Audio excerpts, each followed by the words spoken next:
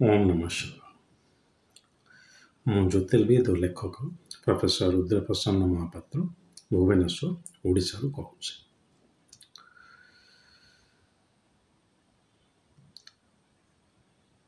ଯେଉଁ ବିଷୟରେ ମୁଁ କହିବାକୁ ଯାଉଛି ସେ ଭିଡ଼ିଓଟା ବି ମୁଁ ଇଂରାଜୀରେ କହି ରଖୁଛି। ଯେତେ ମୁଁ ଆପଣମାନଙ୍କୁ କହୁଛି ଯେ ଇଂରାଜୀ ବୁଝନ୍ତୁ, ହିନ୍ଦୀ ବୁଝନ୍ତୁ, କିନ୍ତୁ ମୋ ପାଖକୁ ଠିକ୍ ସେଇଭଳିଆ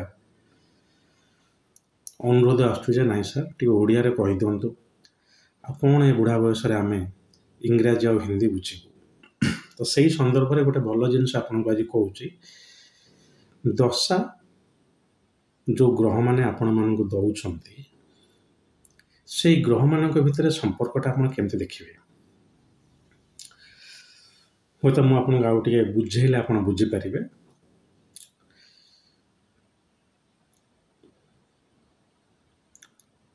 ଜାତକରେ ମହାଦଶା, ଅନ୍ତର୍ଦଶା,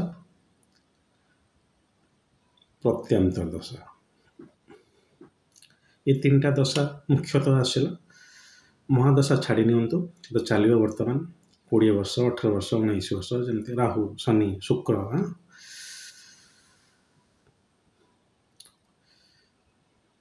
ଅନ୍ତର୍ଦଶା ଏବଂ ପ୍ରତ୍ୟନ୍ତର ଦଶା ଏଇମାନେ ବିଶେଷତଃ ଫଳ ଦେବେ ଆପଣଙ୍କୁ। ପ୍ରତ୍ୟନ୍ତର ଦଶା ମୁଖ୍ୟତଃ। ଅନ୍ତର୍ଦଶା କେଉଁ ଗ୍ରହର ଚାଲିଛି, ପ୍ରତ୍ୟନ୍ତର ଦଶା କେଉଁ ଗ୍ରହର ଚାଲିଛି, ସେମାନଙ୍କ ମଧ୍ୟରେ ପରସ୍ପର ସମ୍ପର୍କ କ'ଣ ବୁଝିହେଲା। ଯେମିତି ଆପଣ କୁଣ୍ଡଳୀରେ ଦେଖୁଛନ୍ତି ମଙ୍ଗଳ ଶନି ଖରାପ ନାହିଁ, ମଙ୍ଗଳ ଶନି ଛାଡ଼ି ଦିଅନ୍ତୁ, ମନେକର ଗୋଟେ ଜାଗାରେ ଆପଣ ଦେଖିଲେ ଆକ୍ଚୁଆଲି ଜାତକ ପାଇଁ ବୃହସ୍ପତି ହିଁ ଖରାପ ହେଇଗଲେ। ତ ଏଇ ମକର ଲଗ୍ନ ଜାତକ ବୃହସ୍ପତି ତାଙ୍କ ପାଇଁ ତୃତୀୟ ଅଧିପତି ଆଉ ଦ୍ୱାଦଶ ଅଧିପତି ହେଲେଣି। ଠିକ୍ ସେଇଭଳି ଦଶା ଯେତେବେଳେ ଆପଣଙ୍କର ଚାଲୁଛି, ଅନ୍ତର୍ଦଶାର ଯିଏ ଅଧିପତି ଆଉ ପ୍ରତ୍ୟନ୍ତ ଦଶା ଅଧିପତି, ସେମାନେ ଯଦି ପରସ୍ପର ମିତ୍ର ହେଇଥାନ୍ତି ଫଳଟା ଭାରି ସହଜରେ ମିଳିଯିବ। ଗୁରୁବର କେନ୍ର ଆମେରିକା ଯାଇଥିଲେ 2093ରେ, ସିଏ ତାଙ୍କ ଲେକ୍ଚରରେ ଏ କଥାଟା କହିଛନ୍ତି। ମୁଁ କିଛି ବିଶେଷ ନୂଆ କହୁନି, ମୋ ନିଜ ରିସର୍ଚ୍ଚ ନୁହେଁ ଏଟା, ବିଶେଷ ତ ମୁଁ ଦେଖିଛି, ତାପରେ ଏଟା ବାସ୍ତବରେ ସତ। ଆପଣଙ୍କର ପଞ୍ଚମ ଅଧିପତି ଭାବି ନିଅନ୍ତୁ ମଙ୍ଗଳ, ଆଉ ସେଇଠି ଶନି ଅବସ୍ଥାନ କରୁଛନ୍ତି। ମଙ୍ଗଳଙ୍କର ଅନ୍ତର୍ଦଶା, ଶନିଙ୍କର ପ୍ରତ୍ୟନ୍ତର ଦଶା। ଆପଣ କହିଲେ ବାସ୍ ହେଇ ତ ଗଲା ମୋର ବର୍ତ୍ତମାନ ସାଙ୍ଗେ ସାଙ୍ଗେ ପିଜିରେ ଆଡ଼ମିସନ୍। ଆଉ ହାୟର ଷ୍ଟଡିଜ୍, ଉଚ୍ଚ ଶିକ୍ଷାଟାକୁ ସାଧାରଣତଃ ସ୍ନାତକୋତ୍ତର ବା MA ପୋଷ୍ଟ ଗ୍ରାଜୁଏସନ୍ ଯେଉଁଟା କୁହାଯାଉଛି, ସେଇଟାକୁ ଆମେ ପଞ୍ଚମ ଭାବରେ ଦେଖୁ। ଏ ଯେଉଁ ଆପଣ ଗବେଷଣା କରୁଛନ୍ତି ଡକ୍ଟରେଟ୍, ସେଇଟା ଅଷ୍ଟମ ଭାବ। ଠିକ୍ ଅଛି, ଆପଣ କେବେ ନାହିଁ ହେଇଗଲେ ତ, କିନ୍ତୁ ଆପଣ ଦେଖିବେ ଯେତେ ସହଜରେ ହେବା କଥା ହେବନି। ତା ସେଠି TC ମିଳୁନଥିବ, ସେଠି ସେ ଗଲାବେଳକୁ କିଛି ଗୋଟେ ଅସୁବିଧା ହେଉଥିବ। ହେଇପାରେ ଯଦି ଜାତକରେ ସେଇଟା ସିନା ଆସିଲା, କିନ୍ତୁ ନବାଂଶରେ ଯଦି ସେ ମଙ୍ଗଳ ଆଉ ଶନି ପୀଡ଼ିତ ଥାଆନ୍ତି, ତାହେଲେ ଦେଖିବେ ହେବନି, ବିଲକୁଲ ଫଳ ମିଳିବନି। କିନ୍ତୁ ଠିକ୍ ଆଉ ଗୋଟେ ଟିକେ ଅଲଗା କରିକି ନେବା। ଦଶମ ଭାବ, ପିଲା ପାଠ ପଢ଼ିଲା, ତାପରେ କାମ କରିବ, ତ ଷଷ୍ଠ ଘରଟା ହେବା କଥା କର୍ମ। କାହିଁ ଦଶମ ଘର କରାହେଇଛି ମୁଁ ଜାଣିନି। କ୍ଷମା କରିବେ, ମୁଁ ଏ ଘର କହିଦେଉଛି ଟିକେ ମଝିରେ, ଭାବ ବୋଲି କୁହାଯାଏ। ଜଣେ ଜ୍ୟୋତିଷ ଭାଇ ଖରାପ ଭାବିଗଲେ ଯେ କହିଲେ ଆପଣ ଘର ଫର କ'ଣ କହୁଛନ୍ତି। ନାଇଁ ଠିକ୍ ଅଛି, ଭାବ। ଇଂଲିଶରେ ହାଉସ୍, ତେଣୁ ଓଡ଼ିଆରେ ଘର ହେଇଯାଏ। ତେଣୁ ଏ ଯେଉଁ ଭାବ ଆପଣଙ୍କର ଦଶମ ଭାବରେ, ଆପଣ ଦେଖିଲେ ଦଶମ ଭାବର ଅଧିପତି ହେଲେ ମନେକର ଶନି, ଆଉ ସେଠି ବସିଛନ୍ତି ରାହୁ, କିନ୍ତୁ ଲଗ୍ନ ହେଲା ମେଷ। ମେଷ ଲଗ୍ନ ଜାତକରେ ଶନି ଆଗରୁ ବିଲକୁଲ ଖରାପ ବେଶୀ ନୁହେଁ, ବଟ୍ ଏକାଦଶ ଆଉ ଦଶମ ଭାବର ଅଧିପତି ହେଲେ ମାନେ ଶନିଙ୍କର ଅନ୍ତର୍ଦଶା ରାହୁର ପ୍ରତିଦଶା ବିଷୟରେ ଆଙ୍କର କିଛି ଅସୁବିଧା ଆସିପାରେ ନା ହେଇଯିବ, ଦେଖିବେ ବହୁତ ସ୍ମୁଥଲି ହେଇଯିବ। କାହିଁକି ନା ଶନି ଆଉ ରାହୁ ହେଲେ ପରସ୍ପର ମିତ୍ର। ମୋ କଥାଟା ବୁଝିବାକୁ ଟିକେ ଚେଷ୍ଟା କରନ୍ତୁ। କିଛି ବଡ଼ କଥା କହୁନି, ଯେଉଁମାନେ ଏଟାକୁ ନିଜେ ଅଙ୍ଗେ ନିଭେଇ ନଥିବେ ସେମାନେ ଏଟାକୁ ହୃଦୟଙ୍ଗମ କରିପାରିବେ ନାହିଁ।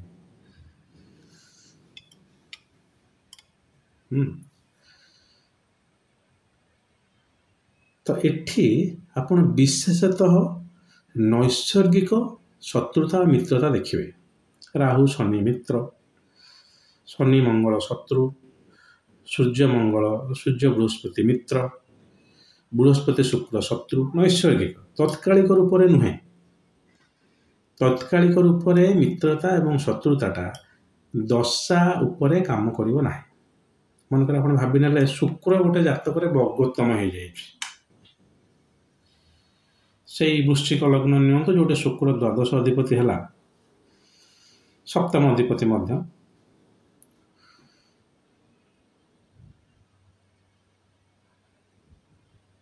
ତ ସେଠି କିନ୍ତୁ ଶୁକ୍ର ବର୍ଗୋତ୍ତମ ହେଇଯାଇଛି, ଶୁକ୍ର ଉଚ୍ଚ ବି ଅଛି। ଆପଣ ଦେଖିଲେ ଶୁକ୍ର ବର୍ଗୋତ୍ତମ ଅଛି, ଶୁକ୍ର ଉଚ୍ଚ ଅଛି,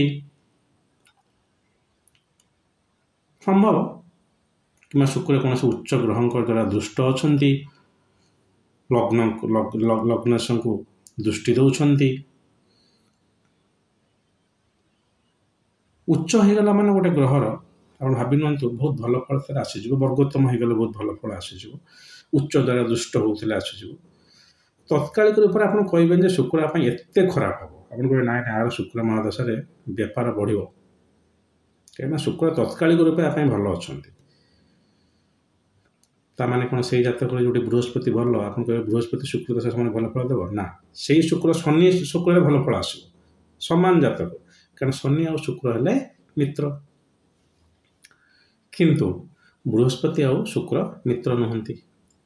ନୈସର୍ଗିକ ରୂପରେ ଶତ୍ରୁତା ଏବଂ ମିତ୍ରତାକୁ ଆପଣ ଦେଖିବେ, ତତ୍କାଳିକ ରୂପରେ ନୁହେଁ। କ'ଣ ହବ ଆଜ୍ଞା? ଦଶା ଫଳ ମିଳିବାରେ ସହଜ ହବ। ଆପଣ କହିବେ ସେଇ ଶନି ମଙ୍ଗଳ ଦଶା କଷ୍ଟ ହେଲା ନା, ଯଦିଓ ଭଲ ମଙ୍ଗଳ ପଞ୍ଚମ ଅଧିପତି ହେଇକି ବି ଶନି ପଞ୍ଚମରେ ଥିଲେ, କିନ୍ତୁ ଠିକ୍ ସେଇ ଜାଗାରେ ଦଶମ ଜାଗାରେ ଶନି ରାହୁ ଜାଗାରେ କର୍ମହଟ ସାଙ୍ଗେ ସାଙ୍ଗେ ହେଇଯିବ। ପିଲାଟା ପାଠ ପଢ଼ିଲାନି ଏତେ ଭଲ, କିନ୍ତୁ କାମ ସାଙ୍ଗେ ସାଙ୍ଗେ ପାଇଗଲା। ସେ ଛାଡ଼ନ୍ତୁ, ସେ ଜାତକରେ ଦେଖିବାକୁ ପଡ଼ିବ କ'ଣ ଅଛି, କିନ୍ତୁ ତା ଦଶା ସମୟରେ ଦେଖିବେ ତାକୁ ଏତେ କଷ୍ଟ ହେବନି। ସାଙ୍ଗେ ସାଙ୍ଗେ କିଏ ଗୋଟେ ଫୋନ୍ କରି କହିଦେବେ, ଚାକିରିଟା ଠାକି ପାଇଯିବ। କିନ୍ତୁ ଏ ପାଠ ପଢ଼ିଲା ସମୟରେ ତାକୁ ହଡ଼ଲ ହେଉଥିଲା। ତାର ମୁଖ୍ୟ କାରଣ ହେଲା, କ୍ଷମା କରିବ, ଅସୁବିଧା ଆସୁଥିଲା ଯେ ଯେଉଁ ଦଶା ଯେଉଁ ଗ୍ରହମାନଙ୍କର ଚାଲିଛି ତାଙ୍କ ଭିତରେ ପରସ୍ପର ଶତ୍ରୁତା ମିତ୍ରତା। ଏଠି ଅନ୍ତର୍ଦଶା ଆଉ ପ୍ରତ୍ୟାନ୍ତର ଦଶା ନେବେ, ମହାଦଶାକୁ ନେବେନି, କିଛି ଆବଶ୍ୟକତା ନାହିଁ। ମହାଦଶାର ଅଧିପତି ଆପଣଙ୍କୁ କେବଳ ତା ଭଳିଆ କରିଦିଏ।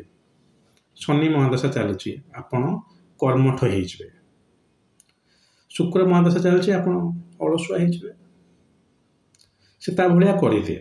ସେଇ ଗ୍ରହ ଆପଣଙ୍କର ତା ନିଜର କାରକତ୍ୱ ଆପଣଙ୍କ ଉପରେ ଲଦେଇ ଦିଏ। ଆପଣ କହିବେ ସେ ଏମିତି ଥିଲେ, ସେ ଲୋକ ଏମିତି ହେଇଗଲେଣି, ହେଇଯିବେ। ମହାଦଶା ଆପଣଙ୍କୁ ସେଇ ଭଳିଆ ବନେଇ ଦେବ, କିନ୍ତୁ ଫଳ ଗୁଡ଼ା ଅନ୍ତର୍ଦଶା ପ୍ରତ୍ୟାନ୍ତର ଦଶା ନେଇକି ଯିବେ। ବୁଝିହେଲା ତ? ତେଣୁ ମହାଦଶାର ସାର୍ ମୋର ଶନି ମହାଦଶା ଚାଲିଛି, ଚାଲିବ ତ ହେଲେ ବର୍ଷ ଧରିକି, ତା ଭିତରେ କ'ଣ ଆପଣଙ୍କର ଆଉ କିଛି ଆସିବନି? ତାର ମହାଦଶା ଅଧିପତି ଆପଣଙ୍କୁ ସେଇ ଭଳିଆ କରିଦେବ। ରାହୁ ମହାଦଶା ଚାଲିଛି ମାନେ ଗୋଟେ ଲୋକଟେ ବହୁତ ଲୋଭୀ ହେଇଯିବ, କିଛି ଗୋଟେ ଭୁଲ କାମ କରିବାକୁ ମିଛୁଆ ହେଇଯିବ। ଠିକ୍ ଅଲଗାଟା ହେଇଯିବ କେତୁ ମହାଦଶା ସମୟରେ, ସେ ଠିକ୍ ସତ୍ପଥରେ ଯିବ, ଠିକ୍ କାମ କରିବ। ତ ମହାଦଶା ଅଧିପତି କାମ ସେଇଆ। ଅନ୍ତର୍ଦଶା ପ୍ରତ୍ୟାନ୍ତର ଦଶାର ଅଧିପତି ଏଇମାନେ ମୁଖ୍ୟତଃ ଫଳ ପ୍ରଦାନ କରିବେ। ଏମାନଙ୍କ ଭିତରେ ଯଦି ସମ୍ପର୍କଟା ବିଗିଡ଼ି ଗଲା, ନୈସର୍ଗିକ ଶତ୍ରୁତା ଏବଂ ମିତ୍ରତା ଅନୁସାରେ ଫଳ ମିଳିବାରେ ଆପଣଙ୍କୁ ବିଳମ୍ବ ହେବ। କିଛି ଭଙ୍ଗ କହିଦେଉଛି, ଯଦି ଦୁଇଟା ଯାକ ସେଇ ଗ୍ରହ ଉଚ୍ଚ ହେଇଥିବ ଜାତକରେ, ତାହେଲେ ଏଟା କାମ ଦେବନି। ପରସ୍ପର ଶତ୍ରୁ ହେଇଥିଲେ ବି ଫଳ ମିଳିଯିବ। ଦୁଇଟା ଯାକ ଗ୍ରହ ପରସ୍ପର ସହିତ ଯୁକ୍ତ ହୋଇକି ନବାଂଶର ଲଗ୍ନ କିମ୍ବା ଭାଗ୍ୟାଂଶରେ ଅଛନ୍ତି, କୌଣସି ଗୋଟେ ଭଲ ଗ୍ରହ ତାଙ୍କୁ ଦୃଷ୍ଟି ଦେଉଛି ତାହେଲେ ଏଇ ଫଳ ମିଳିଯିବ। ଏସବୁ ଗୁଡ଼ା ହେଲା ଭଙ୍ଗ। ଆପଣ ନିଜେ ନିଜେ ଭାବି ନିଅନ୍ତୁ ତାର୍କିକ ଦୃଷ୍ଟିରୁ ଯେ ଆପଣଙ୍କର କେଉଁ ଜାଗାରେ ସେ ଗ୍ରହର ମାନେ ଭଲଟା ଆମକୁ ମିଳିଯାଉଛି। ଆମେ ଦେଖିଲୁ ଏ ଜାଗାରେ ଖରାପ ହେଉଛି, ଯଦି ବହୁତ ଭଲ ହେଇଗଲା ସେଇ ଖରାପଟା ଟିକେ କମିଯିବ। ଏଇ ତ କ'ଣ, ସେଇଥିଲାଗି ଲଗ୍ନ, ନବାଂଶ, ଅନ୍ୟାନ୍ୟ ବର୍ଗ କୁଣ୍ଡଳୀ ରହିଛି।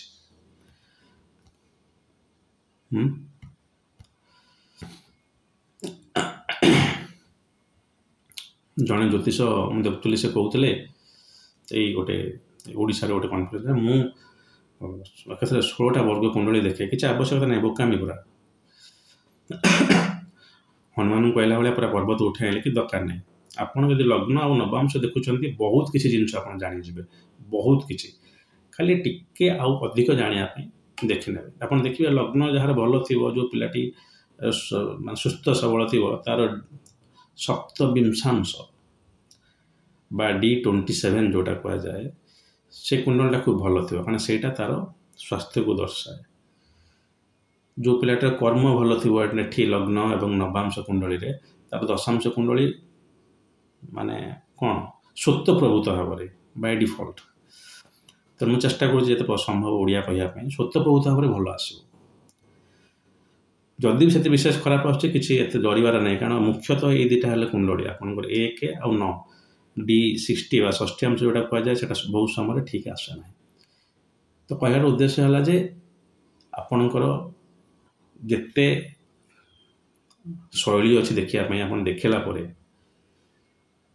ଆପଣ ଯେଉଁ ଜିନିଷଟା ଭୁଲ ଅଛି ବା ଖରାପ ଅଛି, ସେଇଟା କେତେ କମିଯିବ, ସେଇଟା ଆପଣ ନିଜେ ବି ନିଜେ ଜାଣିପାରିବେ।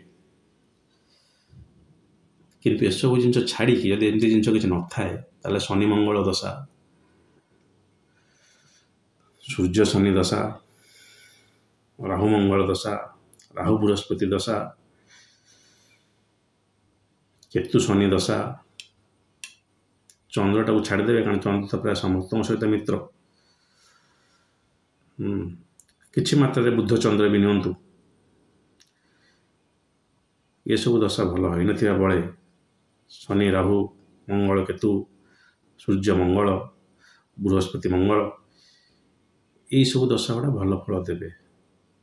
ଭଲ ଫଳ ମାନେ ଶୁଭ ଫଳ କହୁନି, ଫଳ ସହଜରେ ମିଳିଯିବ। ବିଲକୁଲ ଶୁଭ କି ଅଶୁଭ ଫଳ କଥା ମୁଁ ଏଠି କହୁନି, ଫଳ ସହଜରେ ମିଳିଯିବ। ଅଶୁଭ ଫଳ ଖରାପ ଜାଗାରେ ଅଛନ୍ତି, ତ ଯଦି ଗ୍ରହମାନଙ୍କର ସେଇଠି ମୈତ୍ରୀ ନ ଆସିଲା ଦଶାରେ, ତାହେଲେ ସେଇ ଖରାପ ଫଳଟା ଏତେ ସହଜରେ ମିଳିବନି। ଯଦି ଖରାପ ଅଛି ଭଲ ଆପଣଙ୍କ ପାଇଁ ହେଇଗଲା, କିନ୍ତୁ ଯଦି ଭଲ ଅଛନ୍ତି, ଯେମିତି ଶନି ମଙ୍ଗଳ କଥା କହିଲି, ତାହେଲେ ସେ ତାଙ୍କ ଦଶା ସମୟରେ ସହଜରେ ମିଳିବନି। ଯେଉଁଟା ଆମେ କ'ଣ ମାନେ ଇଂଲିଶ ଭାଷାଟା ଖୁବ୍ ଭଲ ହେବ, ଏଠି ସ୍ମୁଥଲି ହେଇଯିବନି। ଆପଣ ଦଶା ଆସିଲାଣି କାହିଁ ହେଉନି, ମୋତେ କାହିଁ କଷ୍ଟ ଭୋଗୁଛି। ତେଣୁ ଏସବୁ ଟିକେ ଟିକେ ଜ୍ୟୋତିଷର ସଂଜ୍ଞା, ଆମେ ଯଦି ତାକୁ ଦେଖିପାରିବା, ତାହେଲେ ଆମର ଫଳାଦେଶ ଆଉ ଟିକେ ଭଲ ହେବ।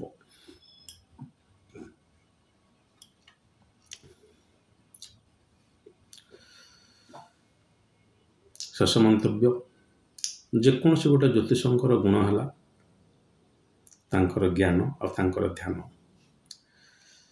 ଗୋଟେ ଆମ ଭୁବନେଶ୍ୱର ଗୋଟେ କନଫରେନ୍ସ ହେଉଥିଲା, ସେଠି ଜଣେ ଜ୍ୟୋତିଷ ଯାଜପୁରର, ସେ ଭାରି ଗର୍ବର ସହିତ କହୁଥାନ୍ତି ଯେ ମୁଁ 2 କୋଟି ଟଙ୍କାର ଘର କିଣିଛି, ମୁଁ ମର୍ସିଡିଜ୍ ଗାଡ଼ି ବି ଗୋଟେ କିଣିବା ପାଇଁ ପ୍ଲାନ୍ କରୁଛି।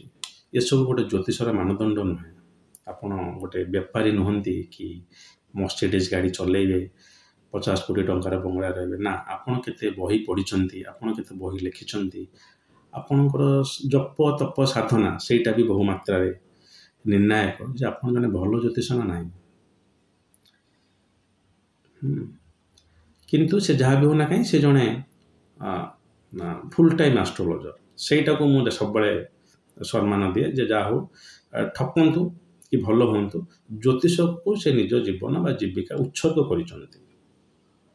ଆପଣ ଠିକ୍ ସେଇଭଳିଆ ଜ୍ୟୋତିଷକୁ ଯଦି ନିଜ ଜୀବନ ଉତ୍ସର୍ଗ କରିପାରିବେ ନାହିଁ, ସରକାରୀ ଚାକିରିରେ ରହି ସେ ଗୁରୁବାର କେନ୍ ତ ଛାଡ଼ନ୍ତୁ, ସେ ଲକ୍ଷରେ ଗୋଟେ ଲୋକ କି କୋଟିରେ ଗୋଟେ ଲୋକ ଯିଏକି ସିଏ ବି ଏକାଙ୍ଗୀ ଥିଲେ ବୋଲି ବୋଧେ ଏତେ ଜିନିଷ କରିପାରିଲେ, ଆଉ ସେ ପିଲାଦିନୁ ଜ୍ୟୋତିଷ ଶିଖୁଥିଲେ।